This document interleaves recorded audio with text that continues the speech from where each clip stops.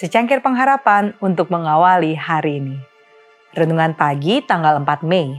Mengenal Uriah Smith. Markus 13 ayat 10 berfirman, "Tetapi Injil harus diberitakan dahulu kepada semua bangsa." Uriah Smith 1832 sampai 1903 menjadi salah satu penganut gereja Masehi Advent hari ke-7 yang terkemuka dalam menyebarkan pekabaran denominasi tersebut ke seluruh dunia melalui media cetak. Ia mengawali awal yang cukup sulit. Di usia muda, ia harus diamputasi pada kaki kirinya, di antara paha dan lutut. Itu tentu sudah sangat buruk.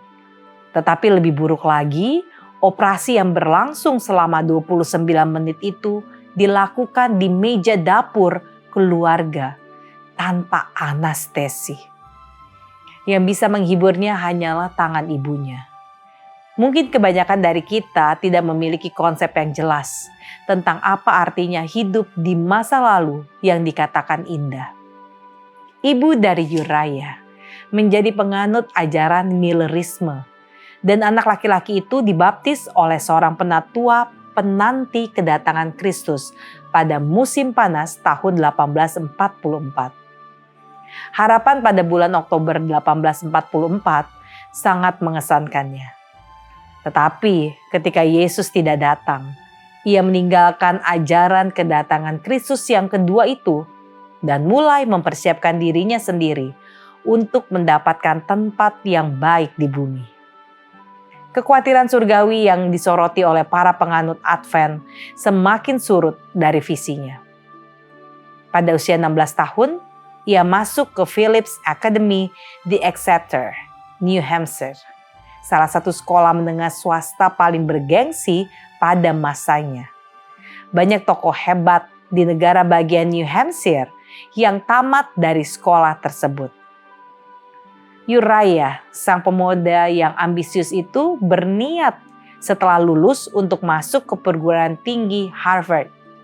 Ia bercita-cita menjadi guru di salah satu sekolah tinggi terbaik di negara ini dan tentu saja ia memiliki kemampuan untuk peran tersebut. Namun Tuhan memiliki rencana lain untuk anak muda yang pintar ini. Begitu pula dengan ibunya. Dalam bacaan kita ini, di tanggal 29 dan 30 Maret, kita telah melihat bagaimana saudara perempuan Uriah, yaitu Annie Smith, yang telah dituntun ke Adventisme melalui doa ibunya, serta mimpi yang diberikan kepada Annie dan Joseph Bates, dan melalui kegiatan penginjilan Bates yang agresif. Annie bergabung dengan penganut Sabat pada tahun 1852, dan setelah itu Uriah yang berbakat itu juga mendapatkan pengaruh kakaknya. Akhirnya pada September 1852, pemuda yang telah berusia 20 tahun itu setuju untuk menghadiri pertemuan Advent, dan di sanalah ia mendengar James dan Ellen White menjelaskan alasan terjadinya kekecewaan tahun 1844 serta keyakinan akan Sabat hari ke-7. Dibutuhkan waktu lebih dari 2 bulan pendalaman intensif tentang topik tersebut.